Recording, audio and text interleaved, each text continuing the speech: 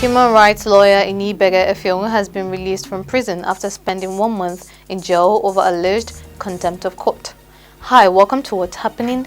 These are the top 10 stories. At number 1, human rights lawyer Inibehe Effiong has been released from prison after spending 1 month in jail over alleged contempt of court.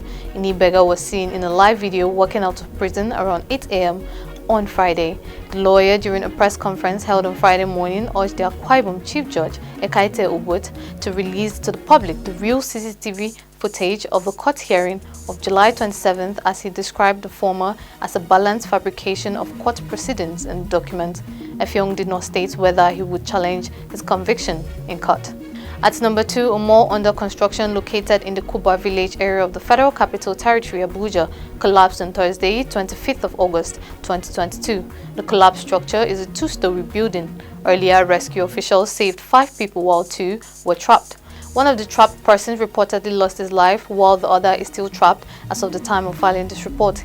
Ikaru Atta, the Senior Special Assistant on Monitoring, Inspection and Enforcement to the FCT Minister, said his office will commence testing on the collapsed building and others in the area to ascertain the quality of materials to use.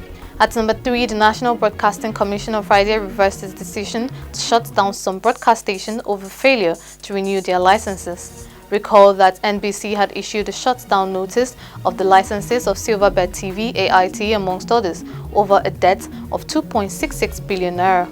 The news was issued in a communique signed by the Director General Balarabe Shehu Ilela, where he confirmed the decision to put a halt on revoking the licenses. The Commission also noted that it was aware of the inconveniences caused by the shutdown, however, reiterated that it will always operate within the National Broadcasting Commission Act, Cap. 11, Laws of the Federation, 2004. At number 4, the Anambra State Governor Charles Soludo has debunked a report stating the discovery of a large deposit of gold in a part of the state. Recalling an online medium had alleged that the discovery of gold reserve estimated over 20 million tons and worth over $900 trillion in Ehamufu, Anambra State. The report also alleged that Soludo, in his capacity as the chairman of the Southeast Governors Forum, briefed journalists at the end of the meeting of the forum on the development. The governor, through his press secretary, Christian Aburime, on Friday, described the report as fake and misleading. He added that there is no place like Ehamufu in Anambra State. At number 5, the National Association of Nigeria Travel Agencies, in a communique issued on Friday, disclosed that the British Airways had closed its inventory on its Nigerian operations. NANTA explained that the move is to prevent the failure of the airline to repatriate funds from ticket sales out of Nigeria. The association also debunked news indicating a possible shutdown of operations by the British airline. This comes as a result of the trapped aviation funds to the tune of $600 million in Nigeria. Also, British Airways has halted the selling of tickets until the matter is resolved. At number 6, the Nigeria Football Federation Electoral Committee 2022 has released the timetable for the NFF election slated to hold Friday, 30th September in Edo State. The election will see a new administration take over from the Amaju Pinnick administration. According to the committee, the electoral process will begin on Monday, 29th August, with the sales of nomination forms, endorsements and return of forms, and subsequent activities include screening of the candidates, available provisions for petitions against the procedure, hearing of the appeals and campaigns.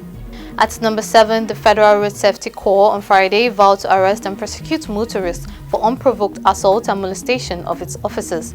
The disclosure was made by the Assistant Corps Marshal Shehu Mohammed, the Zonal Commanding Officer in charge of the Federal Capital Territory and Niger State. Mohammed said that many motorists abuse the civility of the unarmed personnel trained to be cautious while discharging their legitimate duties.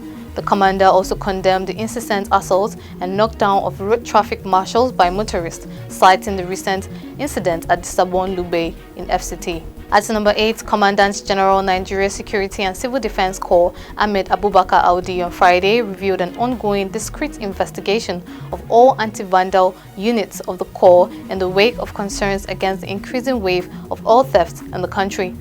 Audi disclosed this during a strategic meeting with commandants and heads of anti-vandal units across the country. Audi also charged all relevant officials of the Corps to sit up and halt all theft. He tasked the officers to check the excesses and inappropriate behaviors of officers so as to address all theft and bunkering.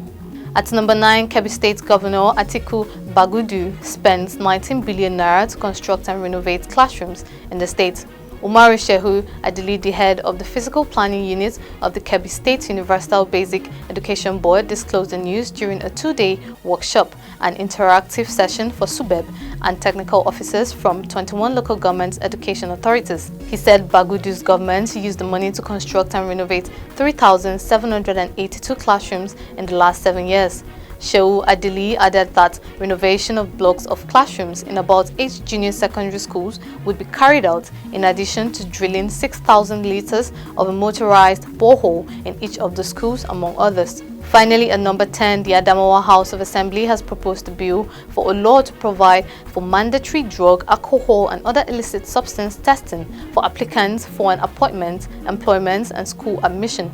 After deliberations, observations and recommendations on the report, on Friday, Speaker Aminu Abbas, who presided over the session, put the motion to that effect into voice notes, in which members present unanimously gave their consent.